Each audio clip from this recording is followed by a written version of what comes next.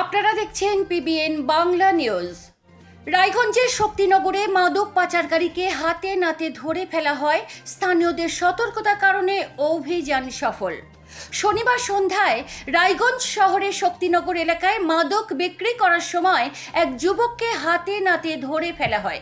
গ্রেপ্তারকৃত যুবকের নাম ধনঞ্জয় ভৌমিক এবং সে শহরে এফসিআই মোড় এলাকার বাসিন্দা। স্থানীয়রা তাকে সন্দেহজনকভাবে এলাকায় ঘোরাফেরা করতে দেখে তাকে ধরে ফেলে এবং তাৎক্ষণিকভাবে পুলিশে খবর দেয়। রায়গঞ্জ থানার পুলিশ ঘটনাস্থলে পৌঁছে অভিযুক্তদের কাছ থেকে মাদক ও কিছু নগদ টাকা উদ্ধার করে। স্থানীয় বাসিন্দারা জানিয়েছেন যে ধনঞ্জয় এই এলাকায় নিয়মিত মাদক সরবরাহ করতেন। তারা এর আগেও বহুবার এই বিষয়ে অভিযোগ করেছিলেন, কিন্তু কোনো সুনির্দিষ্ট ব্যবস্থা নেওয়া হয়নি। পুলিশ জানিয়েছে যে অভিযুক্তের বিরুদ্ধে এনডিপিএস আইনে মামলা দায়ের করা হয়েছে এবং তাকে আদালতে হাজির করা হবে। এই গ্রেপ্তারের পর পুরো চক্রটি খুঁজে বের করার জন্য তদন্ত শুরু করা হয়েছে। এই মাদককে কেন্দ্র করে পারিবারিক অশান্তি বেশিরভাগ জায়গায় দেখা গিয়েছে। বিস্তারিত খবরে ব্রাউন সুগার পাওয়া গেছে। কোথায় নিয়ে যাচ্ছিলেন এগুলো? কোথায় নিয়ে যাচ্ছিলেন এগুলো? কোথায় নিয়ে যাওয়ার জন্য? কোথা থেকে নিলেন? হ্যাঁ, করছেন? কতদিন ধরে ব্যবসা করছেন?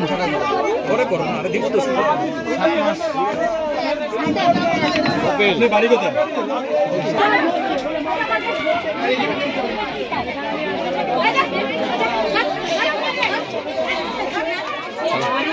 কি নাম আপনার? আমার নাম মুক্তা পাসওয়ান। কি হয়েছে এখানে?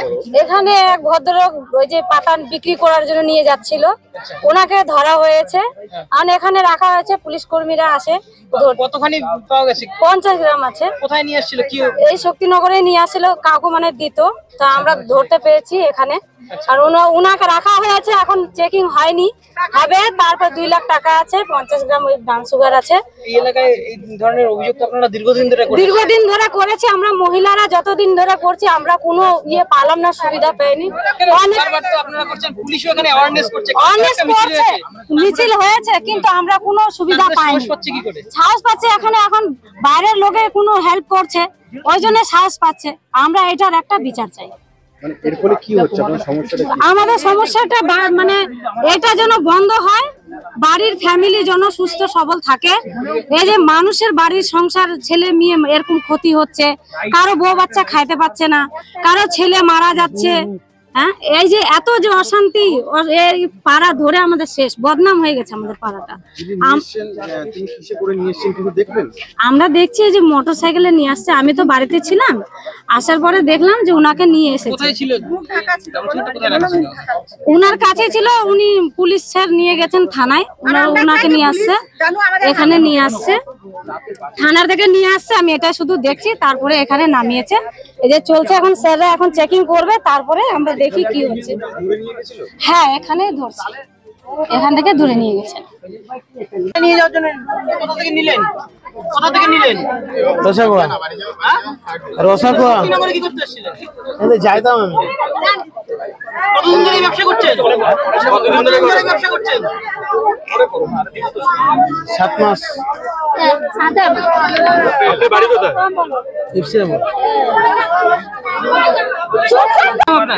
কিরণ পাসওয়ান। আমরা চাচ্ছি যে পুলিশ আমাদের হাতে তুলে দিক, আমরা শুনবো, কার কাছেও পাতা না, একদম না। কারণ কোনো কাজ হচ্ছে না, আজকে নিয়ে যাচ্ছে, কালকে ছেড়ে দিচ্ছে। পুলিশ এখানে ক্যাম্প করছে, অ্যাওয়ারনেস করছে, তারপরে কোনো কাজ কিছুই হচ্ছে না, আমাদের কিছু হচ্ছে না। আমরা ভাবছি যে আমরা চাই যে পুলিশ লোকটাকে আমাদের হাতে তুলে দিবে, আমরা জিজ্ঞাসা করবো কাকে দিচ্ছে না দিচ্ছে। এর আগে কি এরকম ধরেছিলেন আপনারা?